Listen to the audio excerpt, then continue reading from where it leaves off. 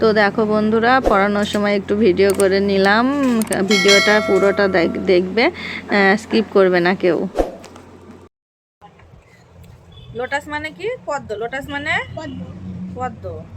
Cat মানে বিড়াল। Cat মানে কি? বিড়াল। আই মানে চোখ। আই মানে চোখ। গাল মানে বালিকা। র্যাম মানে বয় মানে বালক।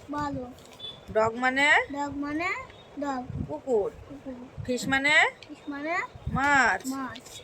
হেন মানে মুরগি। হেন মানে কি? পিকক মানে ময়ূর। পিকক মানে এগুলো পড়ে আসবে, ঠিক আছে?